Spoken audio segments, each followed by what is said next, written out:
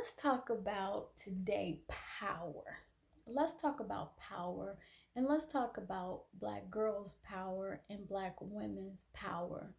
And the reason why I want to talk about power is because we very rarely hear the words Black girl, Black women, and Black women's power put together. Okay?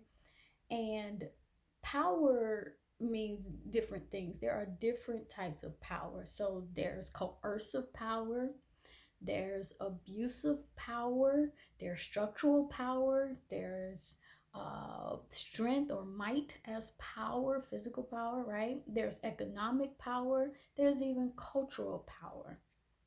But what I'm interested in the idea of not only cultural power, but spiritual power. I'm interested in power.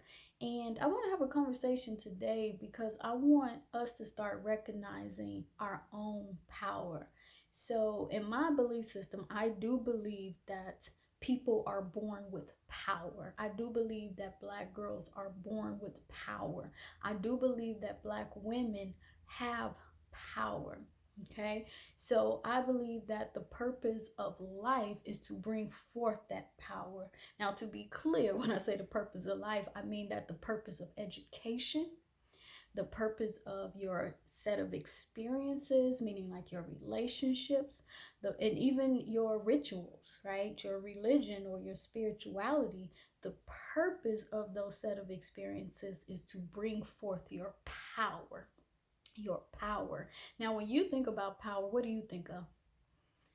And when you think about power, who do you believe has power and who do you believe do not have power? Okay, so who has power for you and who does not possess power? Now I want you to think about yourself again. Do you consider yourself powerful? Do you consider yourself powerful? And if so, what does that power look like? When do you know that you're walking in your power? When do you know that you're exercising power? And is your power loving? Is your power caring, nurturing, or is your power abusive or hurtful? Okay. Now, I don't want to make this about, Black women or young Black girls or girls beating up on themselves. No, because I'm actually arguing the opposite.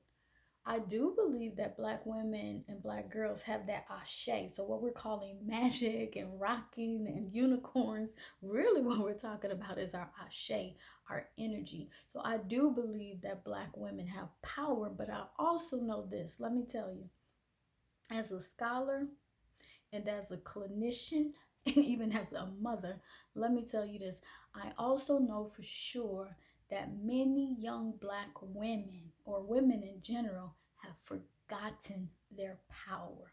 They have forgotten their power.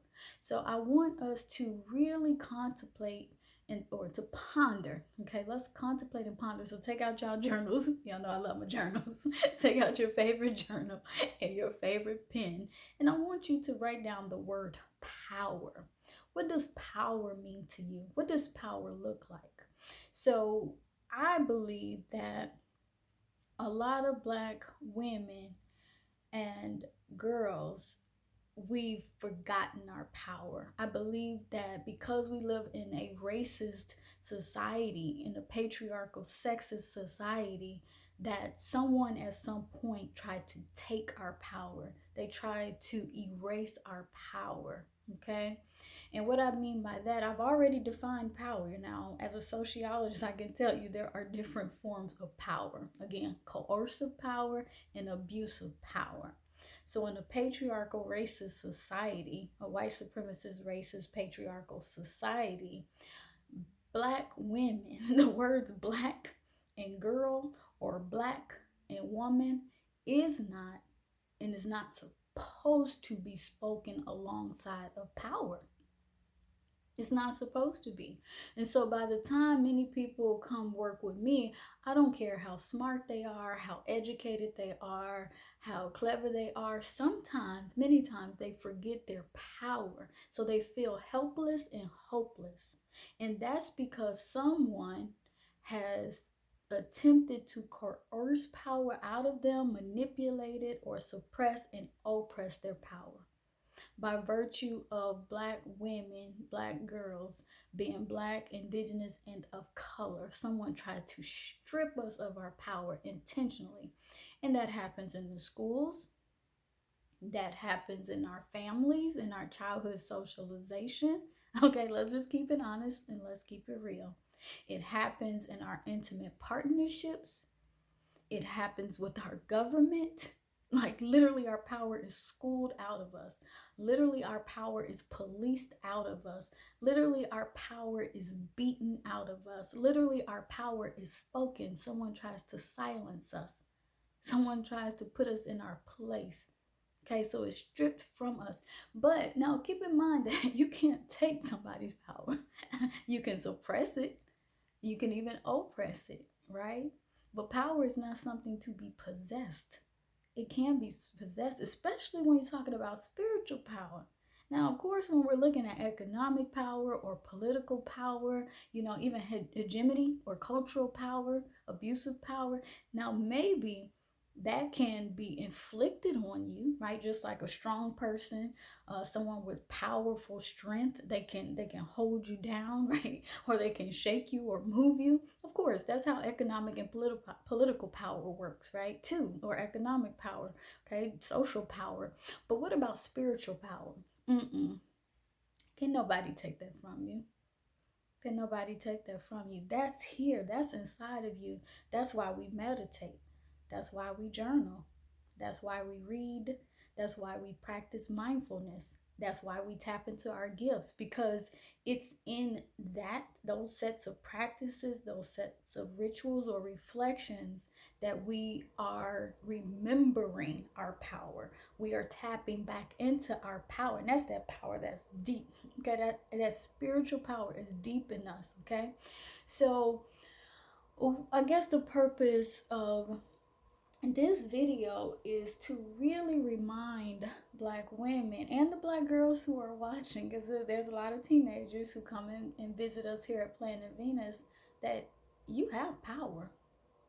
Okay, you do have power, and you can continue to gain once you bring forth it. As long as you're bringing forth that spiritual power, even that cultural power, because that's collective, but that spiritual power and that cultural power, once you know who you are and you continue to tap into that essence of who you are, that ashe, that energy, you reclaim that power, then you can move mountains. You can become anything you want when you remember, when you recall how powerful you are. Now, I ain't trying to sound like some type of motivational speaker, right? Because I'm not in that business. At least I don't think I am. I'm in the business of science. And in the business of science, everybody has light.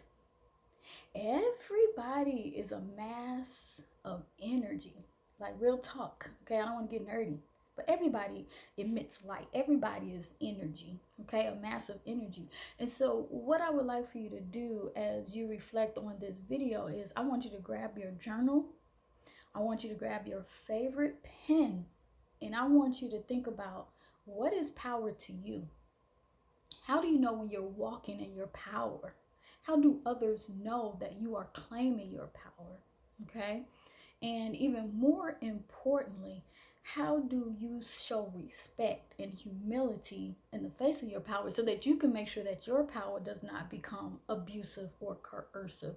And I also want you to think about that first time, that first moment, and other moments when someone tried to strip you of your power, when someone tried to suppress your power, when someone tried to oppress your power.